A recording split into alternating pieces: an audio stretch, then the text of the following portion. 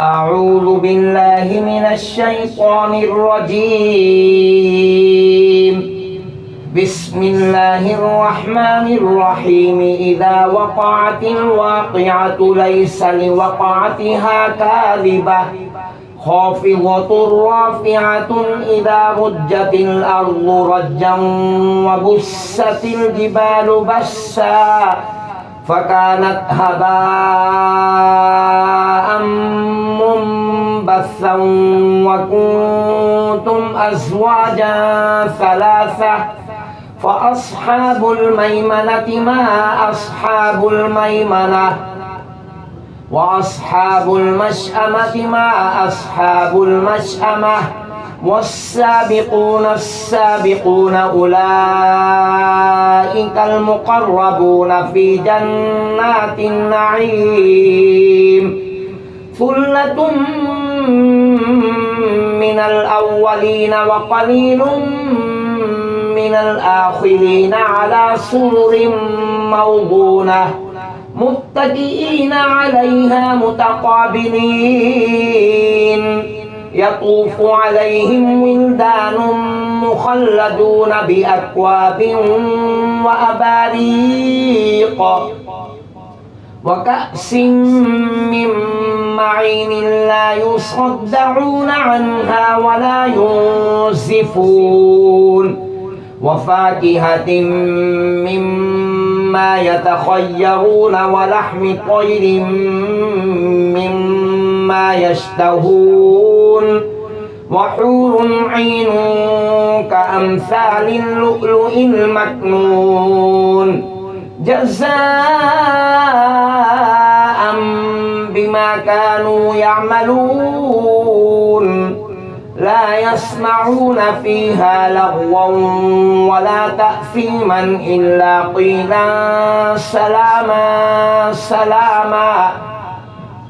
وأصحاب اليمين ما أصحاب اليمين في سدر مخضود وطلح منضود وظل ممدود وماء مسكوب وفاكهة كثيرة لا مقطوعة ولا ممنوعة وفرش مرفوعة إنا أنشأناهن إنشاء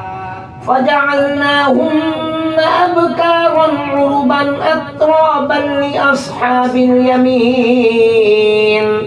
ثلة من الأولين وثلة من الآخرين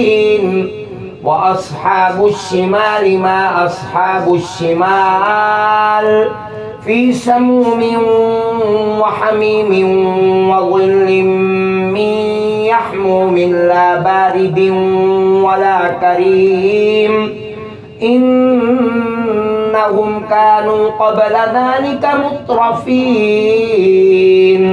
وكانوا يصرون على الحنث العظيم وكانوا يقولون أإذا متنا وكنا ترابا وعظاما أإنا لمبعوثون أو آباؤنا الأولون قل إن الأولين والآخرين لمجموعون إلى ميقات يوم معلوم ثم إنكم أيها الضالون المكذبون لآكلون من شجر من زقوم فمالئون منها البطون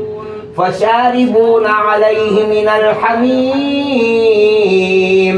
فشاربون شرب الهيم هذا نزلهم يوم الدين نحن خلقناكم فلولا تصدقون أفرأيتم ما تمنون أأنتم تخلقونه أم نحن الخالقون نحن قدرنا بينكم الموت وما نحن بمسبوقين على أن نبدل أمثالكم وننشئكم فيما لا تعلمون ولقد علمتم النشأة الأولى فلولا تذكرون أفرأيتم ما تحرثون أأنتم تزرعونه أم نحن الزارعون لو نشاء لجعلناه حطاما فظلتم تفكهون إنا لمغرمون بل نحن محرومون أفرأيتم الماء الذي تشربون أأنتم أنزلتموه من المزن أم نحن المنزلون لو نشاء جعلناه أجاجا فلولا تشكرون أفرأيتم النار التي تورون أأنتم أنشأتم شجرتها أم نحن المنشئون نحن جعلناها تذكرة ومتاعا للمقوين فسبح باسم ربك العظيم فلا أقسم بمواقع النجوم وإنه لقسم لو تعلمون عظيم إنه لقرآن كريم في كتاب مكنون لا يمسه إلا المطهرون تنزيل من رب العالمين أفبهذا الحديث أنتم مدهنون وتجعلون رزقكم أنكم تكذبون فلولا إذا بلغت الحلقوم وأنتم حينئذ تنظرون ونحن أقرب إليه منكم ولكن لا تبصرون فلولا إن كنتم غير مدينين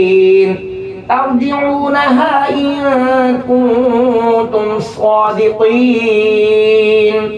فأما إن